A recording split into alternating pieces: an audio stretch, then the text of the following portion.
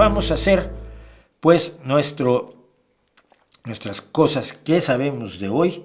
Como dijimos, está dedicada a la nevera, frigorífico, refrigerador, ese aparato que parece infringir lo dispuesto por la segunda ley de la termodinámica, que nos dice que la temperatura pasa de lo caliente a lo frío, y por lo tanto enfriar cosas, solo se puede enfriar algo si lo pones en contacto con algo más frío. Vale, ¿cómo logras que eso sea más frío? Y el truco es genial, y es una de las cosas de la tecnología que a mí más me gusta. Así que vamos a la nevera. Todos nosotros tenemos en la cocina un dispositivo que parece violentar las leyes de la termodinámica. La nevera, frigorífico o refrigerador genera frío. ¿Está ocurriendo un milagro en casa o la explicación es más compleja y al mismo tiempo asombrosa e inesperada?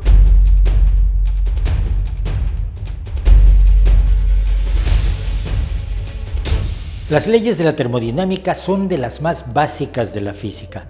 La primera dice que la energía no se crea ni se destruye, es decir, la cantidad total de energía en el universo es una constante aunque haya variaciones locales. Si encendemos una antorcha, su calor es mayor que su entorno y por lo tanto lo calienta.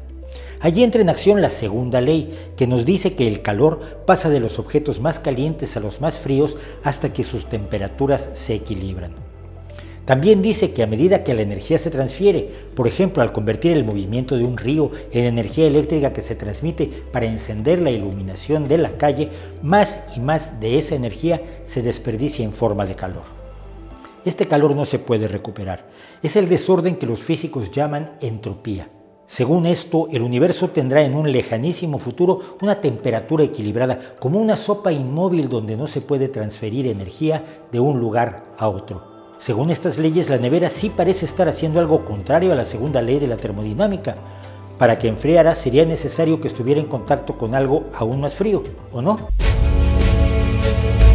Que el frío conserva los alimentos es algo que el ser humano sabe desde temprano en su historia. Esto se aprovechaba sobre todo en latitudes donde el frío permitía congelar los alimentos. Puede sonar extraño que incluso en el medievo hubiera almacenes subterráneos donde se guardaban alimentos con hielo constantemente reabastecido para conservarlos. Pero este método era marginal respecto de los otros muchos que se desarrollaron para conservar los alimentos hasta que en el siglo XIX se fue generalizando la idea de las cajas de hielo domésticas, abastecidas por una creciente industria del hielo que cortaba bloques de ríos y lagos congelados y los despachaba por todo el mundo.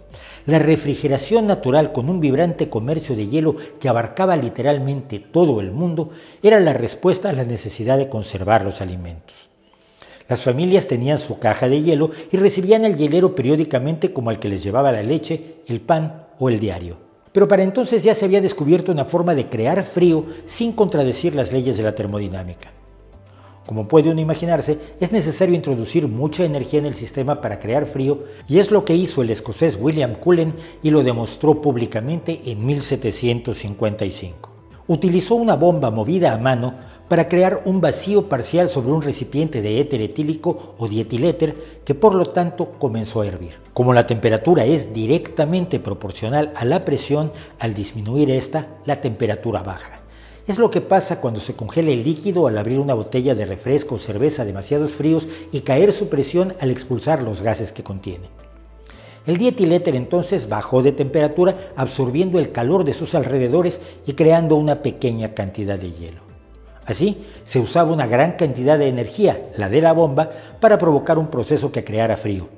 Pero el resultado final siempre era más calor, precisamente el que percibimos en la parte posterior de nuestras neveras o congeladores. Ese principio, sin embargo, no consiguió llevarse a la práctica de modo comercial, sino hasta que Alexander Twining en los Estados Unidos y James Harrison en Australia patentaron máquinas que hacían hielo en un ciclo en el que se comprimía aire que al descomprimirse se enfriaba intensamente para volver a la bomba de compresión una vez habiendo absorbido el calor del agua que convertía en hielo. El francés Ferdinand Carré mejoró el sistema usando amoníaco en lugar de aire con relativo éxito comercial. El amoníaco, sin embargo, olía mal y era venenoso si escapaba de la máquina, de modo que no llegó a los hogares, solo a algunas industrias. Los experimentos para sustituir el amoníaco como refrigerante alcanzaron el éxito finalmente en 1920, cuando se creó el diclorofluorometano, un gas llamado comercialmente freón. Era un buen refrigerante, no tenía olor y no era tóxico en las cantidades normales que podrían inhalarse si se rompía la tubería del aparato. En esa década, la nevera se convirtió en un accesorio indispensable de todo hogar. ¿Qué ocurre exactamente en nuestras neveras todo el tiempo para mantener frescos nuestros alimentos y bebidas? El ciclo es una variante del original de Cullen. El vapor refrigerante se comprime mediante un pistón accionado por un motor eléctrico. Los primeros compresores usaban motores de vapor bastante más ruidosos. El funcionamiento de ese motor es el ruido que hace la nevera. El vapor pasa entonces por un tubo a un condensador que contiene aire en circulación o agua, que muchas veces podemos ver como una espiral en la parte de atrás del aparato donde se licúa. El líquido pasa entonces por una válvula de expansión a la tubería que rodea la caja de la nevera y del congelador. Dado que esta tubería tiene una presión mucho menor, el líquido se enfría y recorre el electrodoméstico absorbiendo el calor del aire del interior de la nevera. En el proceso el líquido se evapora nuevamente y las tuberías lo redirigen de vuelta al compresor para que repita el ciclo. Y lo seguirá haciendo incansablemente, al menos hasta que se hagan realidad ambiciosos proyectos de tecnologías totalmente nuevas, como cristales de plástico o partículas que cambian su temperatura al verse sometidas a campos eléctricos, geles de biopolímeros y otros. Además, claro, de emplear métodos más eficientes de uso de energía e inteligencia artificial para ordenar el abasto de comestibles automáticamente, aunque esto ya no sea realmente el trabajo aparentemente mágico de hacer frío. En 1920 nadie podía saber que la liberación del freón y otros gases refrigerantes que se empezaron a utilizar para neveras y refrigeración industrial, así como en sistemas de aire acondicionado de todo tipo para edificios o automóviles, junto con los gases propulsores de los aerosoles, afectarían la capa de ozono de nuestro planeta, creando un agujero que descubrieron Frank Sherwood Rowland y Mario Molina en 1974. Estos clorofluorocarbonos o CFC hoy se han sustituido por diversos refrigerantes que se analizan antes de autorizarse para los sistemas de enfriamiento de todo el mundo. Gracias a ello, el agujero de ozono ha ido disminuyendo y se espera que desaparezca en pocos años.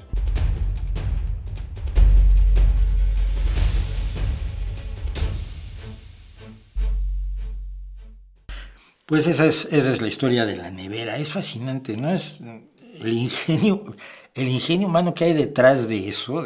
Pues tenemos estas leyes científicas. Pues mira, las podemos usar así. Pues eso es maravilloso.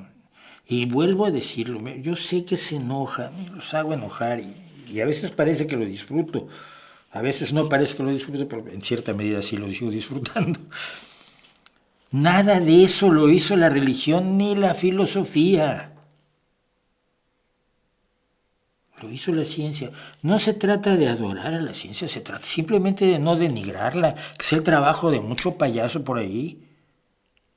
Se trata simple y sencillamente de no decir, bueno, es como una cosa secundaria, es una cosa maligna, es una cosa sin la cual no estarías vivo hoy, ni tendrías las comunidades que tienes hoy.